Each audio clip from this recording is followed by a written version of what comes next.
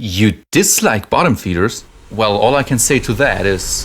Hey everyone, my name is Christoph Jakob. I'm a music composer for video games. A while ago, I asked you to send me your Splatoon music related hot takes. Let's check out some of those. I'll let you know my opinion on them and what we can potentially learn from them. I will also be sharing some of my own hot takes throughout the video. Like and subscribe if you enjoyed this video, and let's get into it.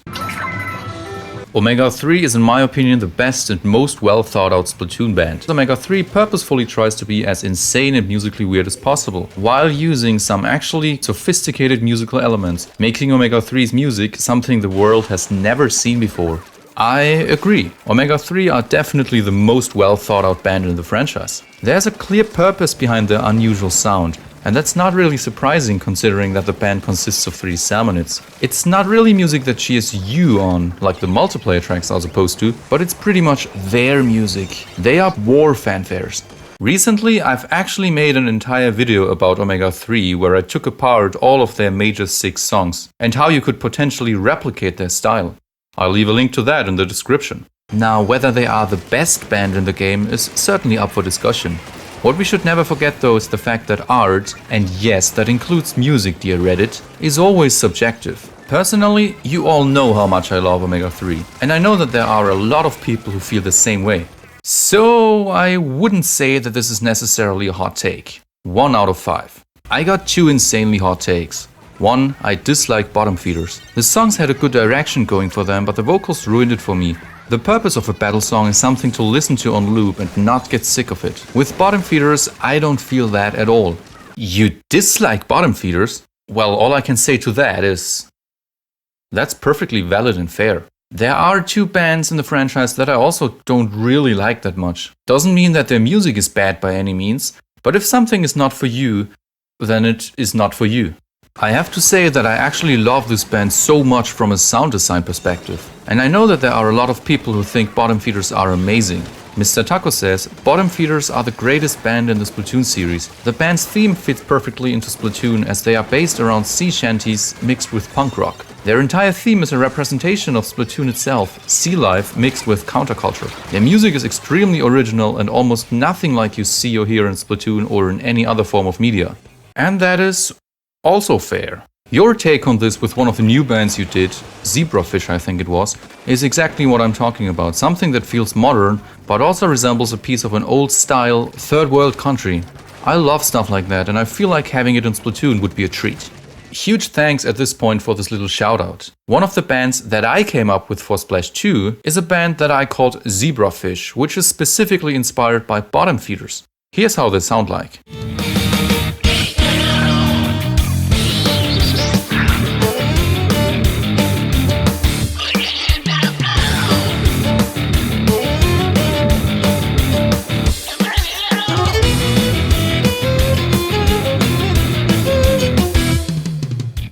What do you think about this approach? Feel free to let me know in the comments below. Now, going back to bottom feeders, I also think the vocal sound is pretty amazing. Just listen to this, for example.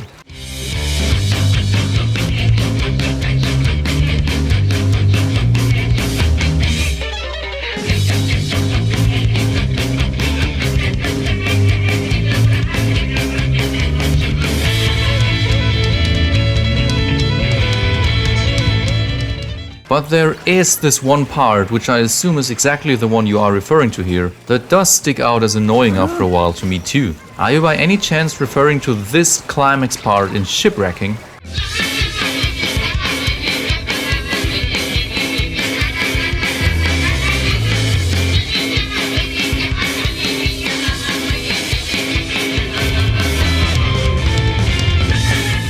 Bottom feeders are certainly one of the more niche bands in the franchise. And you not liking them is actually not that much of a hot take, I think. I'm going to give it a 3 out of 5 though.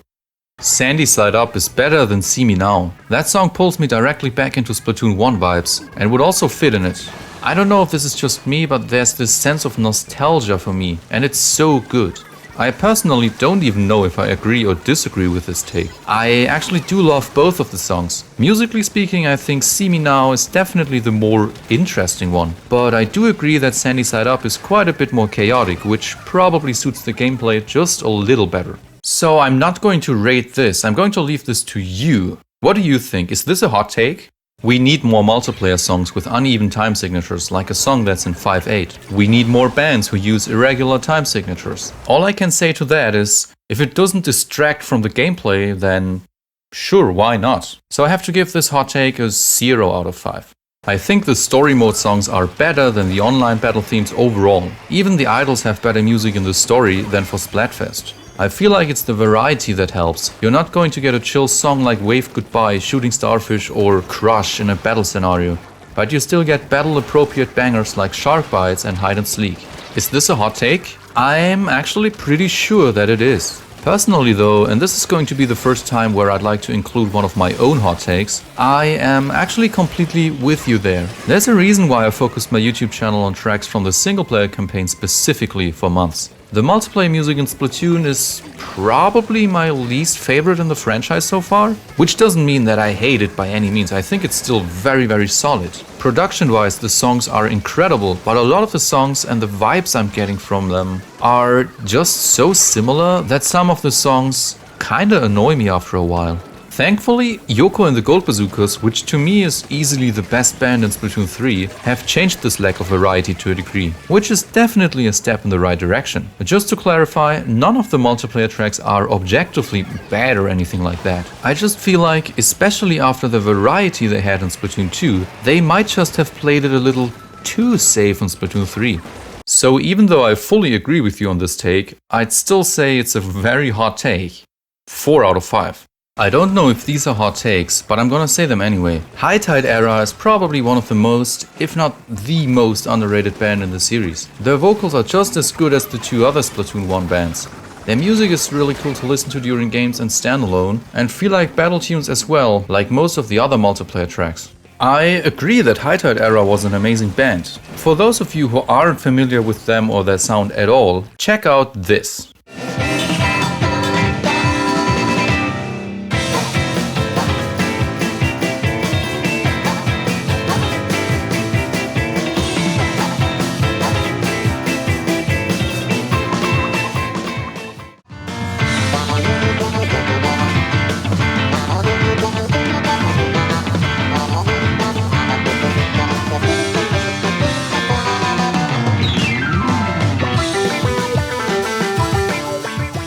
Is there a band that sounds somewhat similar to High Tide Era? Honestly, if you ask me, I'd say yes, there is. And this band is called Damp Socks, which is one of the two bands in the franchise that I personally just don't really like that much. Tentacle to the Metal has some really good bass moments though.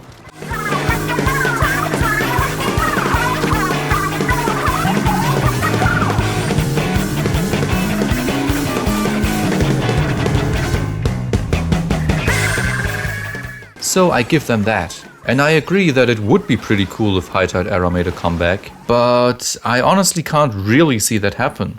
So is this a hot take? I would say 2 out of 5. Despair is the most forgettable band in the series. Forgettable doesn't mean bad, it's just like their music doesn't feel like battle tracks. They don't build up to any sort of chorus to make them somewhat memorable and stand out from other multiplayer tracks. Now, regarding the second hot take of yours, I'd personally disagree. I think Despair has a really interesting musical approach. Bass and synths heavy music with pretty much metal drums. I also disagree that their stuff doesn't feel like battle tracks. I will let you decide though.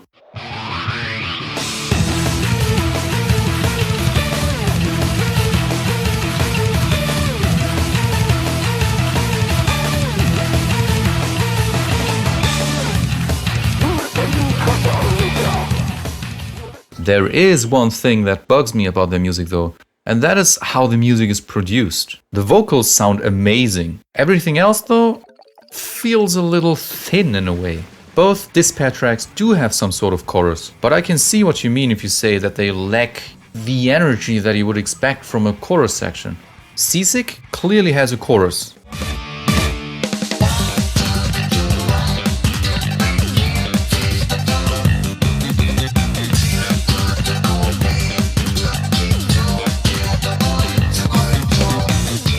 but it does feel a little underwhelming. What is your opinion on this pair? Do you think that this is a hot take? Now, the next hot take is going to be one of my own, and I'm admittedly a little surprised that this is even a hot take. But I think Splatoon 2 probably still has the best soundtrack in the series, at least if we're talking multiplayer tracks. I know that there are some people who agree with me on that, so I don't think this is that much of a hot take. I also think Wet Floor is one of the best bands in the series. There are not a lot of other bands that got down these, what I like to call Splatoon vibes, as good as them. Rip Entry especially is peak Splatoon music to me.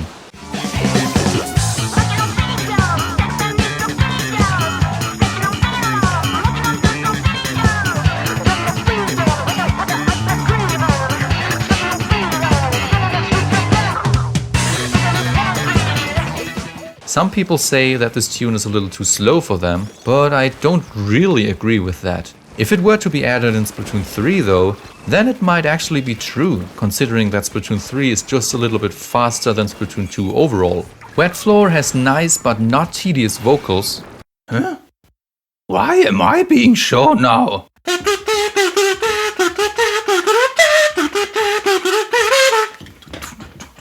Great guitar riffs and tones, as well as funky slap bass lines that I personally can't get enough of. However, I do think their song Incoming is definitely less interesting than the other two main themes, Splattack and Clickbait respectively.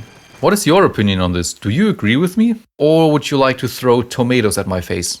Let's end today's video with this following hot take. Most Octo Expansion songs are boring. Splatoon 1 and Splatoon 2's story mode had songs that are fun to listen to at the same time as being incredibly unique and fitting or adding to the lore. Octo Expansion stuff though is generally uneventful or weird and not actually enjoyable to listen to.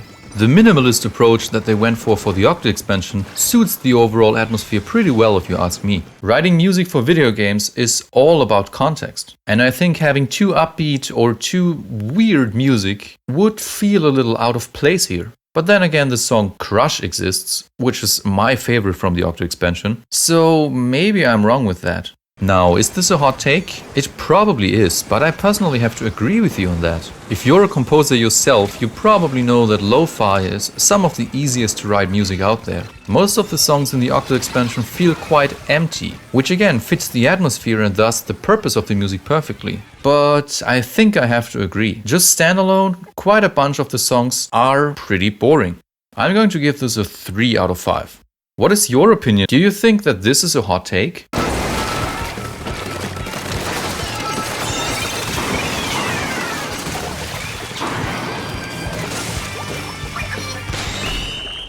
Thanks for watching. Like this video and subscribe if you have not already.